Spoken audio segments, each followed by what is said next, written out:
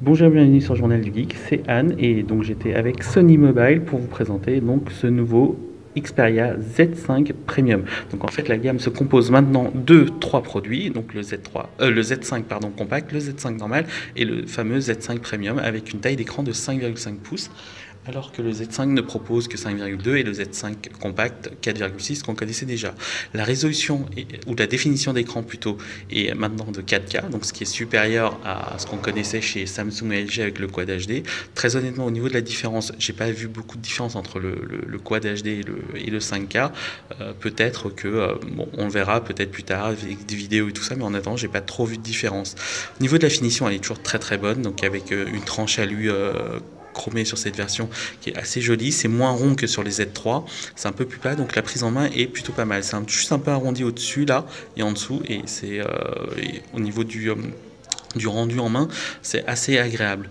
Au niveau du dos, alors au niveau du dos, comme vous pouvez le voir sur la version Z5 Premium, c'est un miroir, donc ce sera très utile pour la jante féminine, alors que sur les Z5 normaux et les Z5 compacts, ce sera un dos en verre polycarbonate.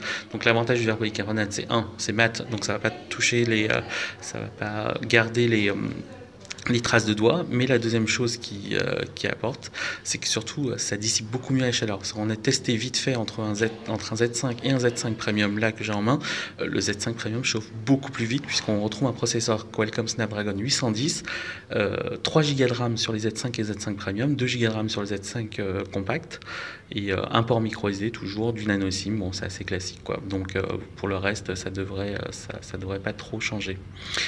Voilà, au niveau de mes premières impressions, elles sont plutôt bonnes. J'aurais toujours peur avec que ça chauffe trop, mais en attendant, apparemment Sony a quand même plutôt bien travaillé dessus et j'attends de voir pour le tester plus longuement. À noter aussi que tous les 3 produits gardent leur certification IP68. Et petite nouveauté, c'est sur la tranche là, vous pouvez voir le bouton de marche arrêt et ou de veille, comme on dit, qui intègre un capteur biométrique. Donc maintenant, vous pouvez juste débrancher, vous pouvez déverrouiller ou verrouiller avec ce bouton-là qui se trouve ici. Donc vous pouvez l'utiliser comme ça, directement avec votre pouce droit ou alors avec l'index si vous êtes gaucher. Donc c'est plutôt pas mal parce que je préfère, c'est vrai qu'un smartphone on le tient plutôt comme ça et c'est mieux que de venir ici. Voilà. Donc c'est ces petites choses comme ça qui ajoutent un petit plus, je vais dire, au niveau de la prise en main. Voilà, pour le reste, bon, vous avez les caractéristiques techniques sur l'annonce du produit, puis voilà. Ok, donc si vous avez des questions, n'hésitez pas sur le Journal du Geek. À très vite.